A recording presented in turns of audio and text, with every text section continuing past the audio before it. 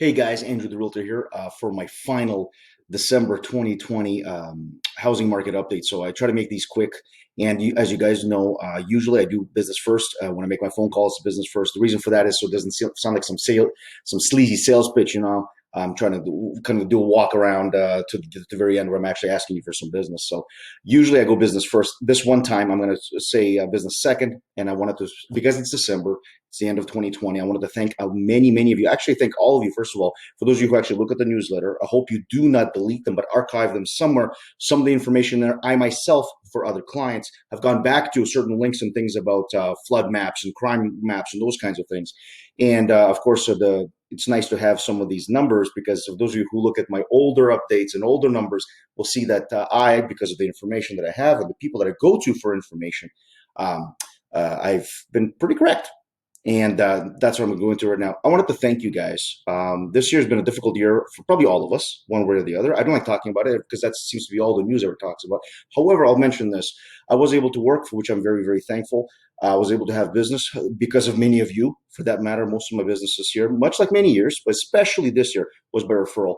And I really appreciate that. And my family does as well, frankly. So I wanted to thank all of you. Thank you for lots of good calls. I was glad to be able to assist a few of you with random things. In fact, that's what I mentioned at the bottom of my email there, my newsletter. I do mean that. I come across so many different people, and I'm able to assist in many different weird ways, including helping people find jobs and those kind of things, because I speak to so many people through my real estate business. So a sincere and heartfelt thanks to you guys. And of course, happy holidays, happy Hanukkah, still a couple of days left. Merry Christmas coming up. And whatever you may celebrate this year, I wish you a fantastic holiday season full of, hopefully, rest. Now, business. We'll make this quick. You guys know I speak fast anyway. So let's look at this right here. Let's see. I'll minimize myself. And now we're going to go into the view. You guys probably have watched the news, so you kind of know what's going on. This was last month, and this month is actually somewhat similar to this, just not as much activity. Very busy November, another record, months upon months of records. I was saying that there's a possibility of that. Average price is up over 13%. Pretty amazing, considering it's COVID. Let me go back here. I skipped ahead.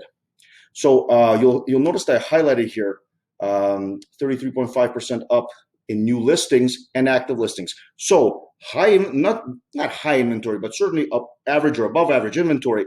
And at the same time, so many sales. Not the easiest time for buyers, and has been, and probably this month won't be either. That said, things are selling. Days on market are much, much lower, down 20% across the board. Notice condos. This is month over month. So it's not that condo prices overall have gone down 2%, as you will see my little squiggly circle here. But the fact is the condo market is soft, probably will maintain softness for the next little while, because there's going to be a lot of volume coming in next year. Something I mentioned even in my last market update. So keep that in mind. They'll still sell. They still have value. They'll still appreciate. I know there's 2% here, but it was up like 8% last month. Keep all that in mind. So this is the way this year has been. We're above last year, 2019. Record sales, prices are up. Everything people thought COVID was going to do to the market, it didn't. Let me show you this. Next. Weekly sales. This is weekly sales since January till right about now, middle of December. Notice that in April, the little dip right in April. Of course, that's when the first stuff started happening. March break, schools closed down, daycares closed down, big hit. But then towards the end of April, May, June, record month. Pretty amazing stuff. So what do you think is going to happen next year? And here's the thing that I really wanted to tell people right now. And I've mentioned this in the last newsletter. If you can take advantage of the winter, buying or selling, I actually have a new book, small booklet, we'll say. You can get via PDF with a colleague of mine that we did in terms of upsizing, but really in terms of moving. Do buy, sell, buy first, sell first, those kinds of things. I have that available. If you're interested, let me know. I'll send that over to you as soon as it's finished. Really, really good information. I mean it. It's not just cheap stuff to get your email and name, because I already have it. So this is what's happening this year. Look at the interest rates. This is fixed right now, December 16th. I just pulled this up right before I did this little thing. Under 2%. So with this in mind, and what's been happening in the market, what do you think is going to happen in 2021? My prediction, it's going to continue right along, maybe slightly less seller-friendly, but still far from average. So 2021, very, very busy. Any questions, you guys let me know. Try to make these fast. Guys, thank you so much for everything. See you soon.